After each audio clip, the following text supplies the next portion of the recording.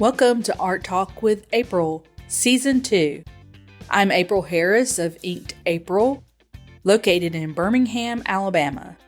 This season we'll be talking with new artists and professional expert artists. So I hope you enjoy it. Let's get started. Welcome to Art Talk with April. Today we have Vero. I absolutely love Vero. She is amazing. She does so many things, so many different. You've got clothing, you've got your paintings, you've got, oh gosh, what else are you doing? Tell me about things. Yeah. Tell me about all the things that you make. Well, I do like to sew, and sometimes I mix my drawings and my sewing together by making them, working on fabric and incorporating them into clothing. But I like to paint too. I paint some murals. I make some animated film. I don't animate them. I create the illustration. Yeah. And I do illustrations for some commercial but mostly private clients. I also create some soft sculptures, some art installations. So you name it.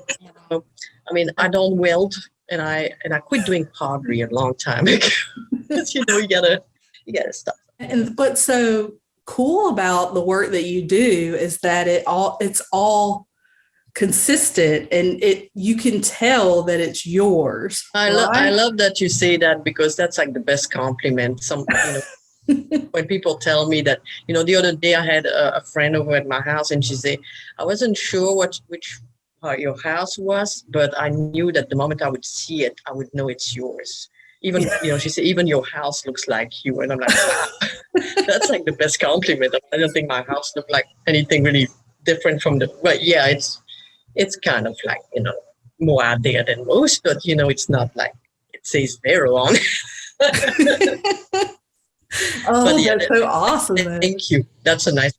I think that a lot of artists really struggle with figuring that out and sort of narrowing down what it is they like to make, and then making it look the same, and have that same style, same kind of lines, same kind of shapes, Yeah. It's kind of, it's kind of started to be sometimes that when people always think, because, they went to art school, so they're like limited in their thinking, that they have to like follow one style, one medium, follow your heart. And like one day I'm going to sew that day. And that's what I feel like doing that day, Yeah. So, yeah.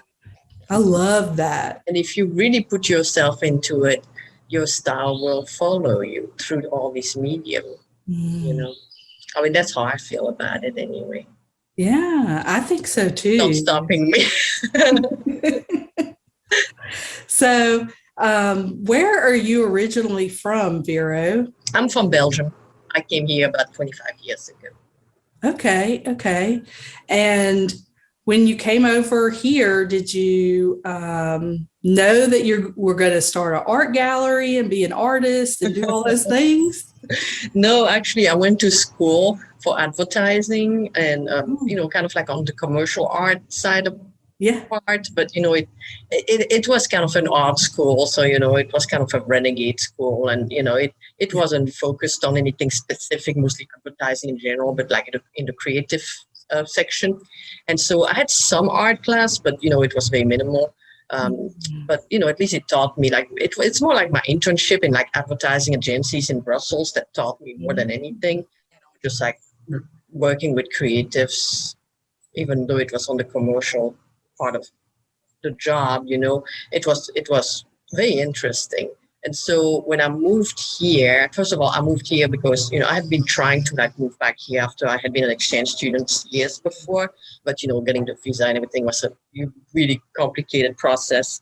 And eventually I applied to the green card lottery and I won. And so I had 3 months to leave the country. And I had just gotten a job in a big advertising agency in Brussels. But I decided, I had to follow my heart and do what I really wanted to do. I wanted to expatriate myself and live somewhere else, try something new. So I came here, and since I had been an exchange student years earlier, I had some friends to get my life started. They could help me out by finding me a place and car and stuff like that. So I had some good help from friends. One friend specifically who I met in high school who had come down from New York. And she's originally from the South. She's from Texas, but she had lived in New York for a while, moved back here, and then we became instant best friends. Wow. I worked in advertising here for 2 years, and after 2 years, we decided to open a gallery together because we loved making art together, making art show and selling the art. And so we were like, we need to have an art gallery that sells functional things, it's not all about stuffy, like one painting on one white wall, So we opened the gallery together, and we painted the walls colorful, and, we sold all these things that were handmade by people, but that had a function. And, it included jewelry too, which, can be argued to be functional, but you know what I mean? It was all things that were not a canvas, a sculpture, And that was, of course, now you find that every day here, but 25 years ago, there was nothing like it, So people are like, wow, is this an art gallery? And I'm like, yes, it's called gallery, but it's more like an art store, and all the artists' assignments, and, they can sell things that they make that they just have to make, Yeah. a venue to a bunch of artists to do that kind of stuff. So that's how it started. And then, after about a year and a half or so, she decided that she wanted to travel so much more. And she went on to work for Southwest Airlines for 25 years or something, So, and now that, she retired from it, now we can catch up again, I quit the gallery, she quit her job, and now we're hanging out again, where it was 25 years ago. So it's kind of a story, So anyway, I don't know if that answers your question. Yeah, absolutely. I mean, I remember I'm originally from Montgomery, and I had an uncle who lived in Birmingham, and he was like, hey, you have really got to check out this gallery in Birmingham. I think it would just be, I think you would just love it. So I traveled from Montgomery, came up to Naked Art Gallery to check it out. Especially? Especially. And I was like, whoa, this is in Alabama. I was like, this is great. Oh my God. Well, your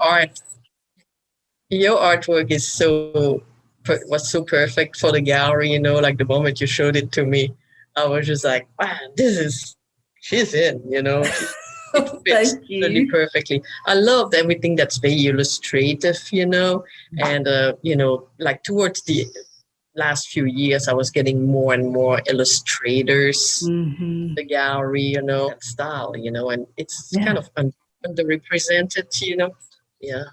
Oh, so, yeah, absolutely. It was with you, and I'm very glad that you got to, I got to show your work, and you got to find a place to show it. Yeah, I mean, having visited so long ago, and then being in, actually having art on the wall was such an experience for me personally, because I had, just seen it 10, 15 years before that when I was much younger. And then I was actually showing things. It was a big thing for me personally. So I imagine that a lot of those artists felt very strongly about being there and, actually having some place to show their work. Yeah, I mean, I always, now that I don't have the gallery anymore, so I show my work other places, and I'm so appreciative because I know how much work it is to run the gallery,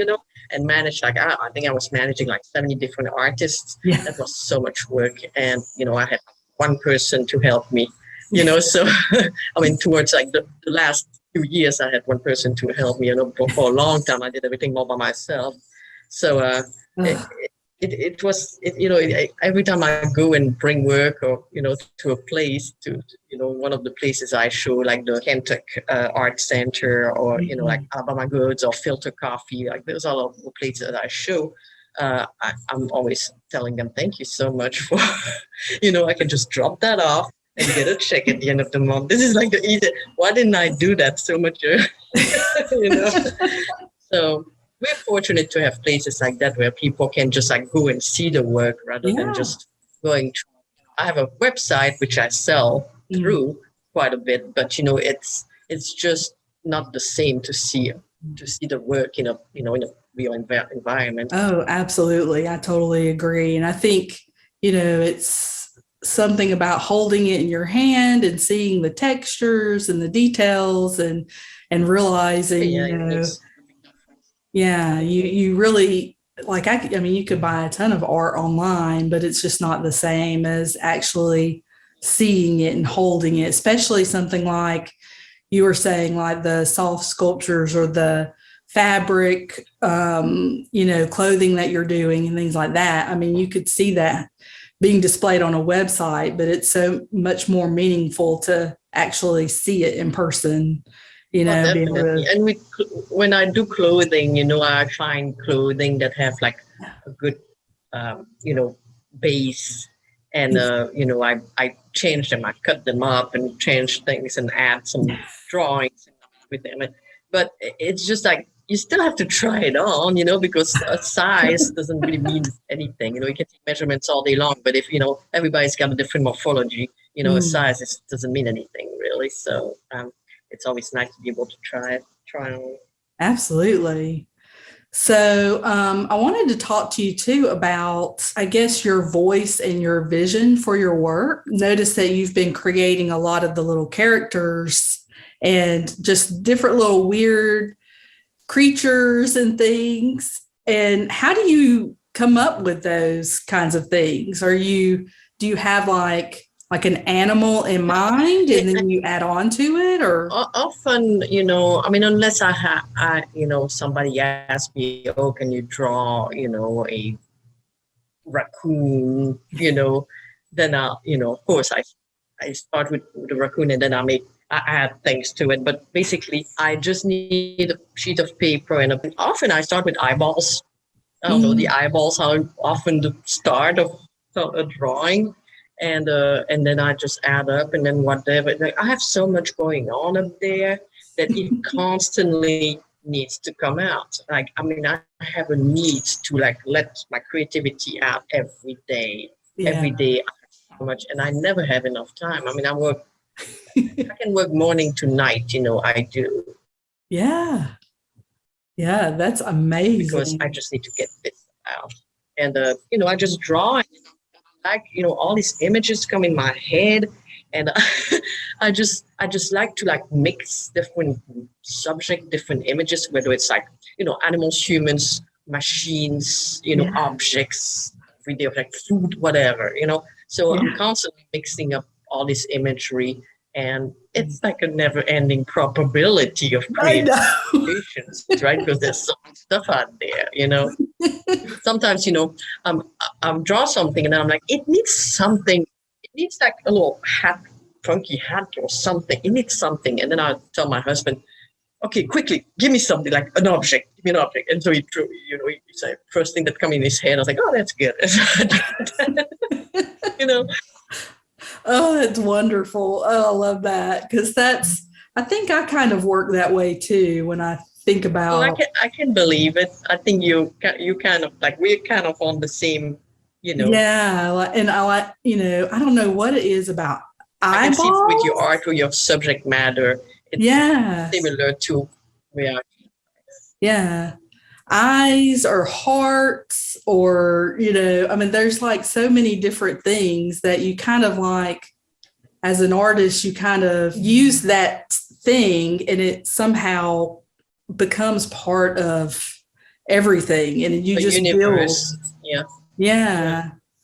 And there are subject matters that you like more than others, I've always been raised with cats, for example, so cats often come back in my creations, but I love anything about space, space is awesome. Yeah. And so I'll put planets and rockets and UFOs and robots and sometimes I do cyborg, animals and whatever,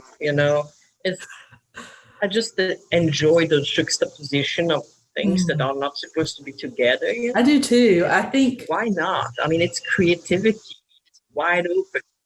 Yeah, absolutely. I think it shows too that you're you're so open-minded that you're just, you know, kind of letting everything in life inspire you. And then you just, like you Yes, said, I soak up a lot of stuff. Yeah, yeah. and that's why I love to travel, because when I travel, I take so many notes and so many pictures and so many, you know, like little tiny things that I find that are like this. And my husband sometimes like, what are you taking a picture of? Like this, you know, piece of junk on the sidewalk. It's like, yeah, I just love the color, you know, or, you know, that just gave me an idea for, you know, an art installation. You know, I could use this kind of trash and, you know, multiply it and, you know, whatever, you know, like, and all the art you see on your trips and all the art, I'm very influenced with architecture. I just love it all. I soak it all in. I like, you know, I'm like, my eyes are like taking it all in. And Yeah. I love to travel for that reason, because it just opens your mind, it expands your universe, you know. Absolutely. And I think I saw you had posted some, did you post some pictures of graffiti? Where was that at? That you had, it wasn't necessarily graffiti, but murals, or Pictures of what? they were murals or paintings on some buildings. I forget where it was. Oh, who knows? I post a lot of murals. Like, I love, you know, when I travel, it's like, as soon as I find a mural, I'm like clicking away, you know, and I was like, oh, I'm going to post that on my page, because, you know, I love to share what I see, especially like on my professional page. You know, I share all the art stuff I see. And, you know, I feel like, you know, not, all these people are not with me here on this trip. I might as well like take pictures and share it so they can see with my eyes what I find. And what I find attractive.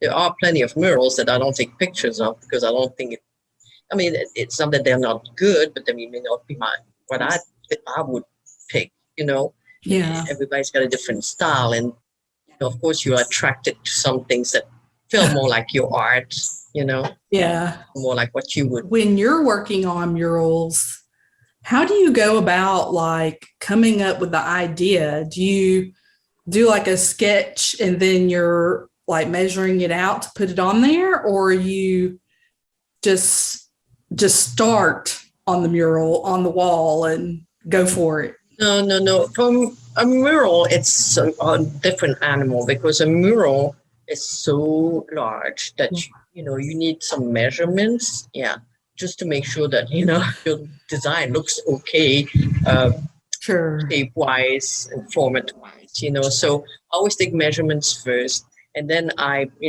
create a, you know, a smaller version of it on paper, and I sketch it. You know, some murals, you know, people have, you know, that when people hire you to do it, of course, most of the time they have an idea of what they want, or it's rare when you haven't, you know, I mean, at least they give you like some kind of hint, you know. It's very rare when somebody say, oh, just do whatever you do whatever you want. That means you're not paid for it. Yeah. So, you know, like the one behind me, I did whatever I want because that's at my house. I didn't get paid for it, you know. But yeah, so I do a sketch, and then, you know, I don't use a projector. For the bigger ones, I will use it's a grid. That's what it's called. Okay. I use the grid. If it's bigger, I use a grid. Yeah. Yeah. Okay. Your work just looks to me so just like authentically created in the moment, that even the murals, I always wondered, okay, did she plan that out, or did she just go for it and do it? Because it looks so like spontaneous. Does that make sense? Yeah. Also, I will use a grid. Yeah. That's really cool. As an artist, what has been like the thing that has been your biggest struggle throughout everything? Well, in general, I would say it's to justify, to take the time to create something big that I really want to do. collaboration with a bunch of artists. I would love to do that, but it's always like just to find the time and this is done, and, I'm trying to do more of that if I can, but, you always have to put like the paying jobs first. Yeah, that's so true. So, Yeah. it's constantly, if you start on something like that, it's constantly interrupted, Oh, yeah. Yeah, I have a hard time with following through on projects when there's a lot going on, like in life personally, and then like having to find that place where you feel like doing that and that you can, do a good job and not just like rush through it or whatever. Do you ever have that? Maybe for a split second, but I usually can focus pretty good. I'm lucky that I can, keep focusing. I think that's why I was able to run an art gallery and create artwork at the same time and do an art festival at the same time and, like do like a million different things. At that point, I don't know how many groups I had on Facebook that are leading like different a weekly run. I was, like I had like 2 or 3 groups about like restaurant meetups and oh wow, yeah, almost full time.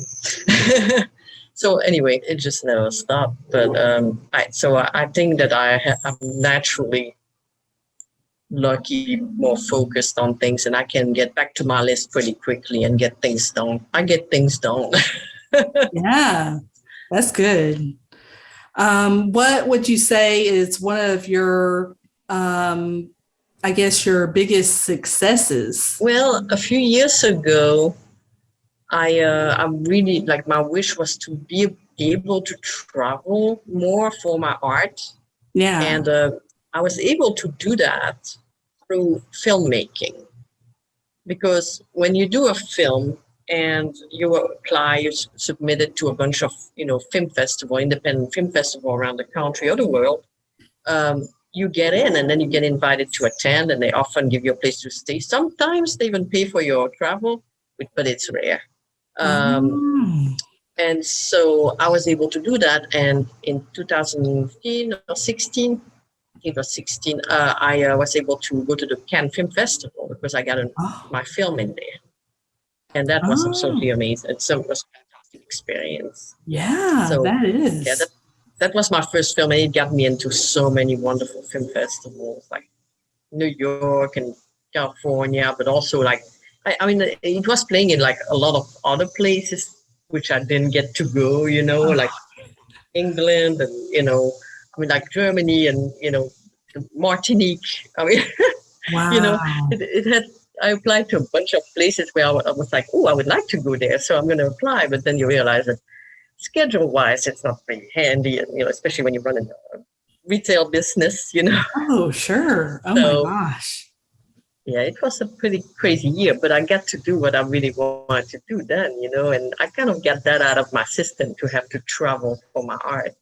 Now that I'm, especially with the pandemic, we've been like so close in all the world and, I'd rather travel I still travel for my art because that's where like what my business is based on. I go and take a trip and kind of like create artwork inspired by the trip. And then I make a show. So it's still traveling for my art, but it's not like somebody else telling me, oh, you're coming there that day and because we're featuring your film, It's me saying, oh, I'm going to go there and there and there, and then I'm going to create art. Oh, that's so awesome. Whenever, like every day, but, at the moment I feel like I do it and or whenever I'm inspired, Yeah, I think you're living the dream in a lot of ways. You're able to go and travel and create. Yeah, and you have to, if you have a dream, you got to, find creative ways to make it happen. Oh, yeah. And, I mean, like I can because, I learned so much about budgeting by running an art gallery on like shoestrings for 20 years, that I can really like make things happen on very little. Yeah, I bet. I can. All kinds of ways. Yeah, I mean, So yeah, I think, I could see that, but having a gallery and that, giving you that experience to be able to sort of manage all those different things at one time. I can't imagine because I really don't know how you do it and have all of I those. don't know how I did it. Not that I'm full time making my art. I'm just like, how did I manage?